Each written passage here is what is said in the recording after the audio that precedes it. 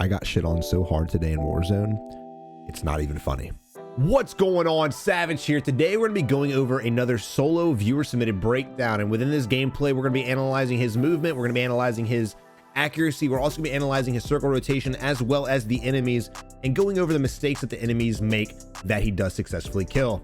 If you haven't already, make sure you subscribe to the channel, join the wolf pack today, also leave a like on the video. Let's get this video to 700 likes, and if you're tired of playing Warzone by yourself, make sure you join our Discord community.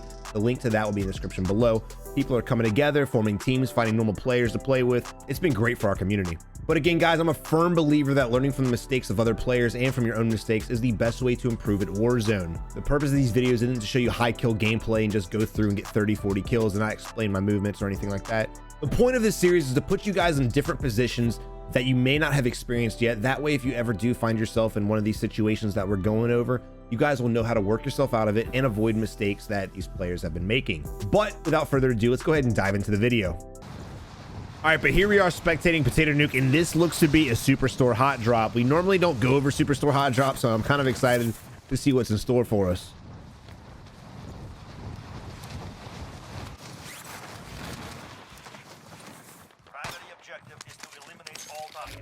All right, instead of going for the melee kills, he instantly just picks up a gun and tries to get an easy kill with that. I don't think the enemy actually picked up a weapon, did he? Oh no! Oh! All right, so the enemy right there, it was kind of a weird thing. He ran past an AR that was on the ground. And he also ran past the one-punch shotgun and then tried meleeing Potato. It was real weird. And the enemy's position there, just pick up a damn gun and try to get a kill with it. That one-punch shotgun right off the rip will one-tap you at point-blank range, especially with only having 2 plates. So I'm not really sure why he avoided picking that up and tried to get the melee off, but it was just bad juju for him for sure. And as far as Potato dying, it's Superstore hot drop. You know, he just got finished with the kill, then he got snuck by another enemy. It is what it is. You definitely want to avoid putting yourselves in different positions to get shot by other enemies while you're in the middle of combat. However, again, Superstore hot drop, it is what it is.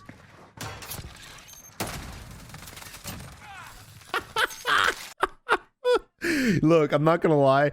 As I said in the intro, I've been getting absolutely annihilated in this game because of shit like this. All I've been running into is people camping in the corners. This dude had a bouncing Betty set up and he had a Claymore set up. He did not want anybody coming to him, and still you were able to run past both of them and get the kill. As far as the enemy's position, guys, stop putting yourselves in corners. Please, you may get a kill, you may get 2, you may get lucky, but you're not going to improve as a player if you're just going to the corner and sitting down and waiting and praying, right? You guys got to start playing aggressive, start running out the window, start trying to get your gunfights, start shooting the enemy. Don't rely on Claymores and bouncing Betties to save your ass every time, because as you can see, it doesn't always work. All right, but surprisingly enough, we came back. We got the kill off the bat, and then we come back and we get another kill, but for some reason, doesn't seem like there's anybody here, at least nobody else. And the reason why I'm judging that assessment is because there are 2 scavenger there are 2 scavenger bounties at Superstore not contested. And as you guys know, if you've played any games ever, scavengers usually go pretty quickly, especially in hot spots. But my judgment would be the fact that maybe nobody else is here. So I think it's safe to say he can go ahead and buy a loadout pretty safely. I do like the fact he's always checking his surrounding. He's not just beelining for the buy station and kind of, banking on the fact no one's going to shoot him in the back. He's trying to stay aware. He's keeping his awareness up. That's definitely the thing to do. There is a bleep somewhere over there. I see who pulls up the map. It looks like it's more to the compound to the north than anything, but he does see a blip to the south, and that's exactly where he's heading to. All right, so here we are rocking the dually pistols and the Kar 98 as well. Pretty good setup, honestly. Oh shit, the Kar 98 is absolutely fire. It's a really good tool to use, not just to get kills, but to practice, because you really have to learn to hit your headshots. I'm a massive believer in using weapons that force you to hit headshots. That way you guys can improve, because if you can start hitting all your headshots every gunfight, you'll become an animal in no time. Of course, that's easier said than done, but at the end of the day, again, practice makes perfect, and going for headshots all the time will make you a better player. What is your sensitivity at Potato? It's got to be at 20. It's got to be. All right, so enemy UAV overhead. Now, of course, it's probably at a nearby buy station. You have one in front of you right here to the west. There could be an enemy at, but the buy station is still closed, or was closed, so I don't think This is the guy that called him the UAV. It's probably Superstore, maybe over by apartments to your east. Remember, guys, you don't always have to have bounties or UAVs in order to find out where enemies are at. Of course, always utilize your audio, listen for suppressed shots, follow the suppressed noise, as well as the announcers. If they tell you the UAV's in the air, it's nearby. First off, duh, it's nearby. Secondly, he probably just bought it. The video just skipped. He probably just bought it, which means he's probably by a nearby buy station, right? All right, but the UAV ran out and he's got another one in reserve, and he's going to wait till he gets closer to the compound before he utilizes it, because you want to make sure, again, you don't want to waste any UAV time. Beautiful. And there's 2 enemies on UAV as well, so this is a nice double kill. Pass up an armor satchel. Unfortunately, hopefully he goes back for that. I love armor satchels. Not satchels, I'm sorry. Armor stashes. Good headshot, brother. Oh, wait. Nope, it's another self-res. I think it's... I don't know what it is, dude. But Potato definitely seems a little cracked out, man. Going for the headshots. Beautiful shots, dude. Holy shit. Get wrecked, brother. Get absolutely wrecked.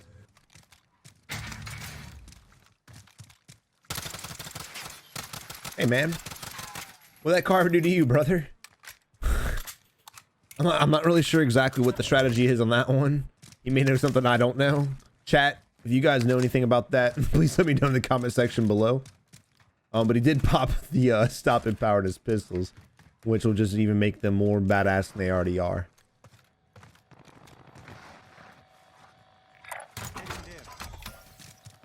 Again, I want you guys to pay attention to the fact that he's utilizing his UAV to the full potential, right? He gets the kills that he can while the UAV is up. He doesn't waste any time. He doesn't call the UAV in too early. He waits till he is actually at the compound where he thinks there's enemies at. Then he calls the UAV in. And then even when the UAV runs out, after he gets whatever kills he gets, he goes ahead and just pings the last enemy he spotted on the UAV before it runs out. So I love that. Again, it's the small, minute things like that that can literally be the difference between you winning and losing a gunfight, or, you know, getting 18 kills or that 20 kill game. He does have a guy right here in front of him. It's probably on the roof. Just judging by the building layout, I don't think he can actually be under it. Unless he is. He's hightailing it out of here. I love that. Okay, I want you guys to notice that. Let's rewind a little bit. I want you guys to notice that. So when you're taking sniper shots, a sniper's key is patience, right? You want to line up for that headshot, but you want to do it quickly. As a sniper main, when I tell you guys to be patient with your sniper, it doesn't mean hold your breath for 30 seconds, line up the perfect shot, wait for him to stand perfectly still, and then take the shot, right? You want to wait for the perfect shot, but take it quickly. And what I mean by that is he sees the enemy, he aims on the enemy, he locks onto the enemy. It's a beautiful headshot right there, but because of the enemy's unpredictable movement, how he goes side to side, he's kind of serpentining, he waits to bait out the crate because he knows damn well that the enemy will be stopped for a split second. If you were to take a shot at the enemy before this point, if he would have taken a shot at him when he initially locked onto him and he would have missed, the enemy at that point would then be able to have the opportunity to wrap around the backside of the crate. And then he could get sniper class and y'all could be in a sniping fight, right? Again, the goal is to finish fights as fast as possible. Try not to pick a fight with an enemy if you don't think you're going to win it. Wait for that perfect opportunity to hit him by surprise. That way he doesn't have a chance.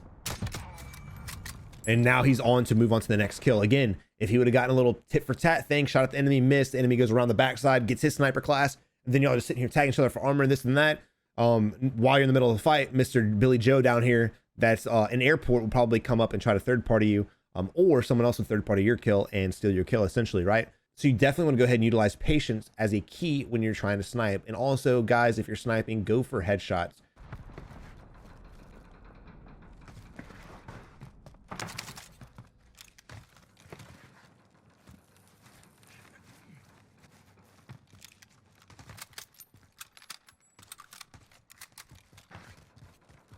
I'm also glad we're doing this video because a lot of people in my comment section have been asking recently, hey Savage, do we really have to do objectives in order to be successful in this game?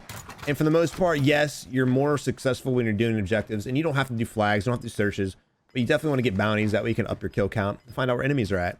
However, it is possible to be successful in this game without doing objectives, as you guys can see right here. He hasn't done a single one yet, and he's already sitting on 9 kills with 53 people left. This is a potential 20 bomb, maybe even 30 bomb, depending on, you know, how the game really dictates.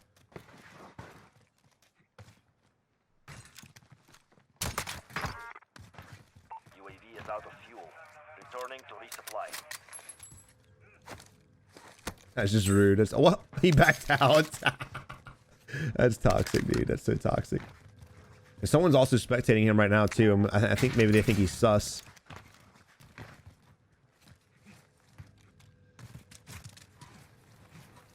Still a big ass circle. Jesus, this is a massive circle for 44 people. Holy crap.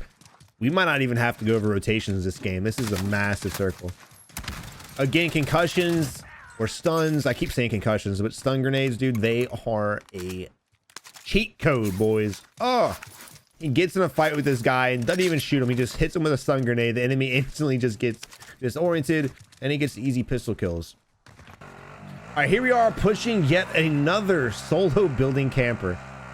And the guy is obviously on the bottom floor in the corner. You can tell, again, pay attention to UAV. A lot of people won't. They'll see a guy in a building and they'll start clearing every floor by floor. Some people instinctively would go to the roof first because that's usually where people like to camp, the high ground, right?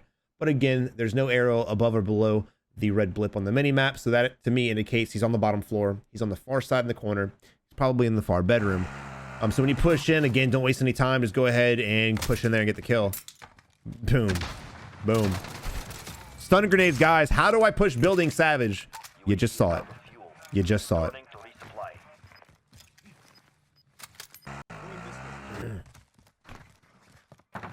All right, so the strategy that Potato is doing is he basically gets a kill. He marks on the mini map if there's anybody else near him.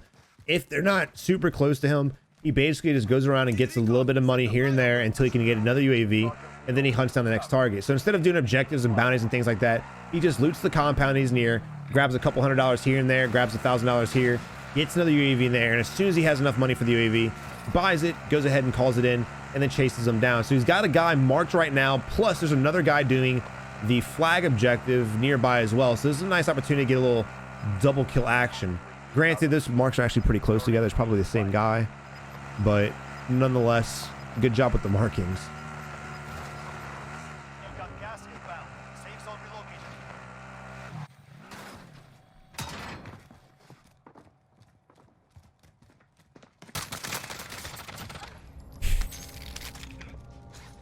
This pistol's destructive, bro. I don't know what the enemies are shooting you with, but they're barely doing any damage to you. They have the one-punch shotgun. I don't know what the hell is going on with this lobby. They're using some weird guns right now, dude.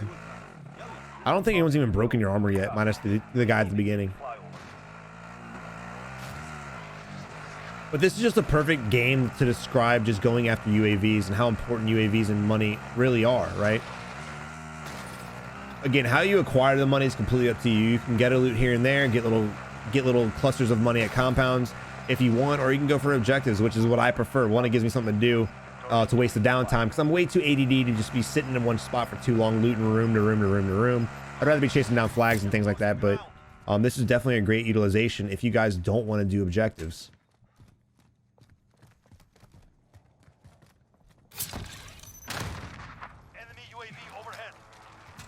Absolutely weird how there's a guy sitting on the roof with two bouncing betties next to him, and of course the stun grenade coming in to save the day with the easy kill.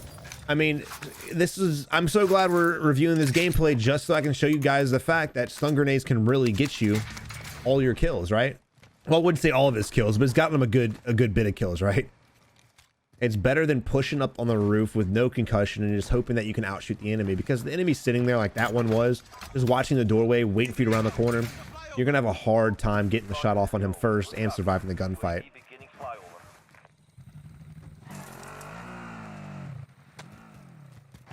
All right, here we are in-game situation, though. This is when you kind of want to slow it down a little bit, and I like the fact that he is, and he's bailing from the vehicle, and he's going to go to the rooftop and utilize his sniping skills to hopefully get some more kills. Train station could be a good place to go, or it can be a horrible place to go. There's a lot of games where at train station and it's just popping off kill after kill after kill. There's also a lot of games where you sit here and you waste a shit ton of time because nobody comes around you. Nobody's anywhere near you. Oh shit. Oh shit. Oh shit. What the hell? Your sensitivity is super high. But hey, if that's what you want to play on, brother, keep getting it, man. Keep getting it. I don't know how you don't get headaches. I'm gonna be honest. Chat, if y'all got a headache from this gameplay, let me know in the comment section below. I'm gonna need to take me some Tylenol after this one.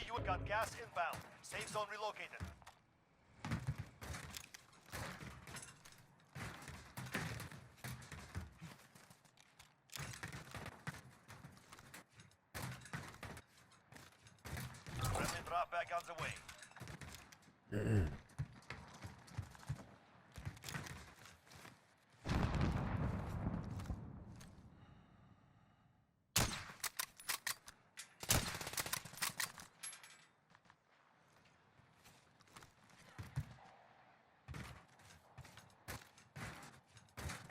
All right, but we're sitting in a good position right now. Everybody on the edge of the circle has to come to us in order to get safe, and it's a pretty open parking lot. There's a lot of tents and vehicles and coverings, but for the most part, everyone should have to run out in the open, and it could be an easy headshot.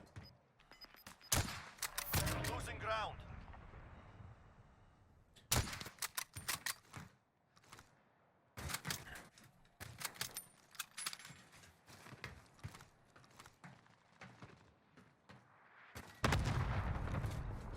All right, the enemy's launching a random cluster strike on top of the roof next to you.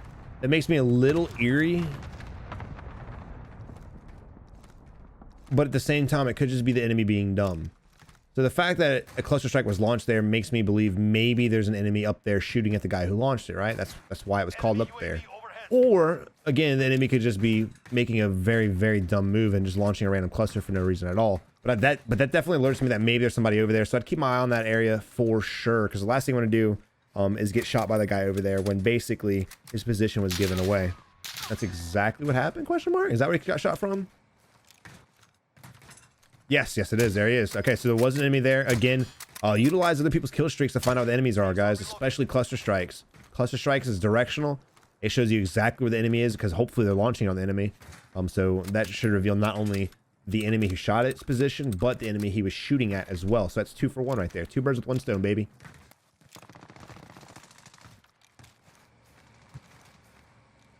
All right, but we do have two stun grenades. I was about to say, I know he's gonna throw the stun. Get a little bit closer, try to get that stun off. Pop his plates. This should be an easy kill again, guys. When you have stun grenades, there's really no strategy to it. There's really no, oh, do this to get better. Watch your movement. No, just throw the stun, get the easy kill. Oh, smart play. Smart play for him. So he jumped down, which kind of, you know, he still died regardless, but it was a good play trying to get out of range, because a lot of people don't want to lose the high ground. So the fact that he jumped down there, he was really banking on the fact that Potato was going to stay on the high ground, which normally would be preferred, but because basically the high ground's getting pushed out of the circle anyway, who cares? Oh, weird. Another guy camping in a train. Absolutely crazy. Boom. Stuns, guys. Stuns. I love it. I love it, dude.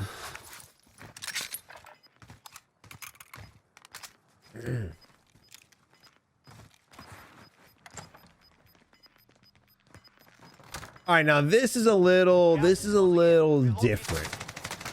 This is a very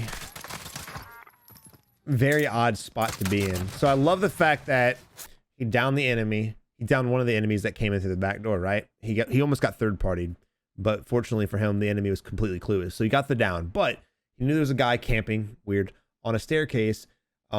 So he was afraid that the enemy was going to push down while he's in a fight. So what he did was he threw a stun grenade just in case the enemy pushed. Was it wasted? As far as the sin says, he doesn't have that stun grenade anymore, but was it wasted at all? No. That was a great strategy, because 9 times out of 10, depending on the lobbies you're in, that guy would probably push you and try to kill you. So I love the fact that he threw the stun there just in case, which also kind of bought him enough time to go ahead and pop his plates.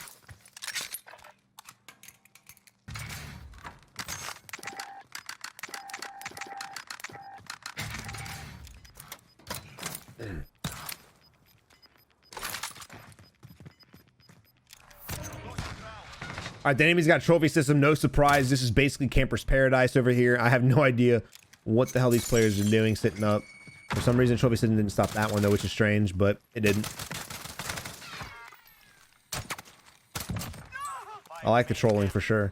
I'm not really sure what the enemy was looking at. He knew you were coming up the staircase. He threw the grenade up the staircase, and he, some reason, was looking to the left. All right, so we're in a 1v2 right now, right? We're in a 1v2. We really haven't had too many situations that I could kind of go over to explain different mistakes, because he's moving so fast and he's doing so many things, and I kind of like that, right? So there's a player sitting here in the gas behind the vehicle. You definitely want to make sure you take care of him. However, your entire right hand side is vulnerable, which is no bueno, because if you look at the circle, Where do you think the enemy's going to be? The enemy's going to be over here on the hill. The hill's got a lot of cover. It's got trees. It's got ridges. It's the high ground, and it's the majority of the circle if you don't include the street. This half right here is bigger than this half. So I would definitely go ahead and make a middle note. There's probably a guy on the hill. So it's saying that you want to fight this fight, but you want to make sure that you don't leave yourself vulnerable. All right, so you've got the down. Unfortunately, your nade didn't go far enough. Don't even worry about it at this point. He's probably going to self-res, and when he does, just get the kill again. But again, you want to protect yourself from the right-hand side. That way you don't get shot in the head. Stronger next time. But you had a self-res. What happened? It just skipped. It just skipped from getting shot in the face to death. GG. Potato, thank you for submitting gameplay, brother. Really enjoyed watching it. Unfortunately, you know, the guy at the end that costed you the 21 kill game, he was just doing what you were doing, except in a slower way, right? He was just waiting for that perfect headshot, but he was camping like a little girl. You ran into a lot of campers that game, which is just reminds me why I don't play solos. And unfortunately, this is the way majority of players play. However, you can definitely guarantee that a lot of these guys who are sitting in houses for the entire match with bouncing betties and trophy system set up, they're not out here winning games, because that's not a way to improve. They're just hindering their own gameplay by sitting in the building, sitting perfectly still, and avoiding fighting, right? It's not a good way to improve at the game, guys. And yes, they may win 1 or 2 games here and there, but their skill level will always remain the same. Their ceiling will never go up as long as they're playing that same play style. But I really hope you enjoyed the video. If you did, again, leave a thumbs up on the video and also subscribe to the channel. Join the wolf pack today. We are closing on 50,000 subscribers really quickly. But you have a good one. Until next time, good luck in Warzone.